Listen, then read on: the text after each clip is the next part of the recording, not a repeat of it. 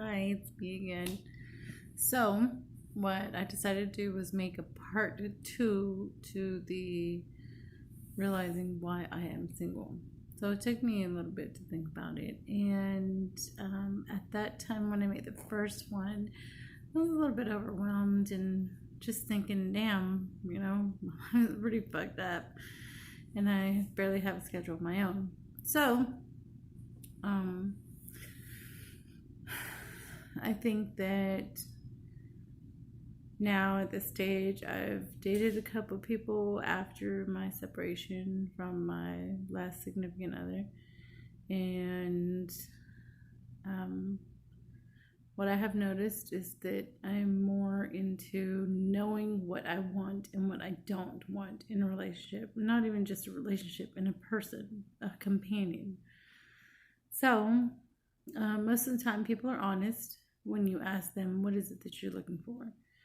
Other times, people are not honest. And that's what kind of gets me is that why don't you just be adult about it? Because at my age, everybody that's older than me should already be like, screw it. Here's my honest opinion on what it is that I want and what I don't want.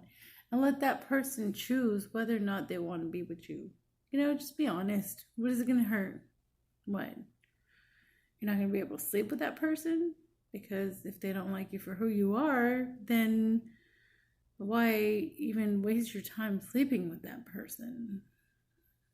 But if you want to just sleep with somebody, that's your own business. So, it's been a little bit of a journey, but that's why I'm single, because I know that I can provide for myself. I know that I don't have to put up with anybody else's bullshit. If we're compatible, then that's great. You like to do things that I like to do, that's great. We have time for each other too. But if you like your own things, that's great too, because then we have time for ourselves. That's what a grown ass relationship is. You do you and be honest about what it is that you're doing or whatever it is. And then we have trust, honesty, trust, and just being real. I don't. And with the whole, being a gentleman or a lady, that's just up to the own individual person too, because there's all kinds of different people that like other different people. So not necessarily do you have to open a door for somebody that likes to open their own door, and nowadays it's not just a him and her situation, it's a them situation. So, whatever category it is that you fall into, then that's all you, and that's cool. You be you, and doesn't matter what anybody else thinks or says. So, in the long run, whatever your preference is, whoever you, you say that you are, then that's what it is. So it doesn't matter if it's a same-sex relationship, opposite-sex relationship, or just thinking that you're just not even a part of a specific sex genre type thing, and you get along with somebody and they get along with you. That's it. Just that. And I mean, don't, like on my part, I don't, if you have less than me or more than me, it doesn't matter. Because we can build each other up, obviously. And to me, financial situations, it doesn't matter, because if the person likes you and enjoys being with you, then they do. But if they don't, at least you can be upfront and honest about the whole thing, and then you can move on with your life. And it's easier to just not have to deal with somebody else or their bullshit. Just be honest and upfront about yourself, and let them be honest and upfront about themselves. And I think that's what happens with the majority of people being single, is that one, somebody's out there always trying to play a game. Two, is that they're not compatible, or Don't tell me that I need to tell you everywhere I'm going. Just like I don't expect you to tell me everywhere you're going. I'm not incarcerated. We're our own individual people. I don't expect you to buy me gifts, but at the same time, don't expect me to buy you gifts. I do things because I want to, not because I feel that I have an obligation to. There's nothing wrong with being strong and loving yourself. It's not selfish to love yourself, because if you can't love yourself, they always say, who's going to love you if you can't even love yourself? So, it's just really the reality of being single. It's because people think that you want too much or ask too much. What are you asking for? Somebody that has a job? Somebody that knows how to pay bills? Maybe somebody that has their own cell phone? I don't know. Maybe a car? Somebody that knows responsibility and has insurance on that car? Somebody, if they have kids, they either pay child support or support their children or visit their children. And being understanding towards one another, not just be one-sided. So the reason why I'm single is because I know what I want and I know what I don't want in a relationship. I want honesty, truthfulness, and just somebody that's responsible and reliable. I don't think that that's too much to ask, but at the same time, some people just want to jump into the sack, and I'm like, okay, that doesn't make a relationship. I'm not I'm not in my, stages of wanting to jump into the sack with everybody. Just because if I'm going to be in a relationship with somebody, if you want me to jump in the sack with you, you have to provide something to me that shows me that you want a relationship, I'm past all that not having sex before I get married because I've already had kids. But I'm not past the let's hook up for one night and then see where our relationship goes, or let's hook up every other night and see where our relationship goes. But let's not meet each other's families for I don't know, 2 years or something, I don't know. It's just different. But there's nothing wrong with being single. Why? Because you have standards. And somebody that has standards shouldn't be upset about being single. So realizing that you're single is cool. But don't be hard on yourself. Don't be lower your expectations so that way you can just get into some random relationship to where they're going to mistreat you, talk down to you, belittle you, treat you like a possession, abuse you mentally or physically. You don't have to do that to be in a relationship. Love yourself because you're worth it. You're worth it every freaking day. You work hard. You care about yourself. You care about everybody else. You maintain what you have.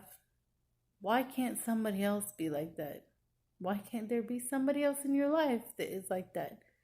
You say positive things and you inspire. Why can't they say positive things? Why can't they inspire you? It's a two-way street, It's not a give and take. It's a give and give relationship. And that's what makes things work. So if you're single, it's not because you're ugly or because you're not cool enough or because you don't fit in this specific genre or your age is either too low or too high. It's not because your hair is brown or blonde. It's not because you have a full set of teeth or you are missing some teeth. It's not that. It's because you have standards. And you know what? Anybody else that has standards understands you. And if they don't understand that you have standards and you have wants as well as they do, then they're not worth your time or effort. And it sounds easy to say, I guess, but it's not easy to do. Because then you think, oh, I can change. Let me switch around my schedule so I can be able to see this person. When in turn, they're not even worried about switching their own schedule to see you. You know? How far are they going to be a part of your life? I'm not saying text me or call me back within the next 5 minutes after I've texted you or called you. I'm talking about be consistent with your shit. And don't not call me on Thursday through Sunday and then call me Monday and ask me how I've been doing for the past 9 months. It's a repetitive cycle, so there should be some red flags there, right? Know the person who you're talking to. And I understand that not everybody's schedule is 9 to 5, or not everybody works in an office, but be consistent. Show that you want to be with me as much as I want to be with you, and that's it. Problem solved. But if you show me otherwise, then obviously there's something about you that doesn't want to be in this type of relationship, and you're wanting to do something else. So to each their own in the end, whether or not you're single or in a relationship, you shouldn't have to stand or withstand a whole bunch of BS, because you're worth it. It's not being stuck up, conceited, or full of yourself. So what? You wake up in the morning and you tell yourself you look great, or you woke up looking amazing, or you woke up feeling amazing. Like you just want to go out and take a nature walk in the woods. You feel yourself, and that's okay because you love yourself. It's all right. So I'm trying not to go on about random stuff, but realizing that you're single is not a bad thing. It's a good thing. The realization of the things that you want and that you don't want in your life is a very important thing. So to everybody out there wondering why it is that you're single, it's not because you're not perfect, because nobody's perfect, one. It's because you have standards. That's why you're single. Because you're not going to sleep with the first drunk dude at the bar, because you're not going to accept that. Let's just do it and hang out and watch some Netflix, but not really watch Netflix. It's because you have morals and standards, and that's good. Doesn't matter what religion you are. You do you. But like I said, I don't bash on people who want to do that one night stand or evening getaway every other week. Everybody does their own thing. But in the long run, you're going to find somebody that's good for you. You don't have to lower your standards. You don't have to change your hair color for somebody. You do it for yourself. You put on makeup for yourself. You put on cologne for yourself. You get your ears pierced for yourself. You do it because you want to, not because somebody else says to do it. Love yourself, because you are very important. And there's a reason why you're here in life. So stay strong. Stay motivated. And I love you. I love you just the way you are.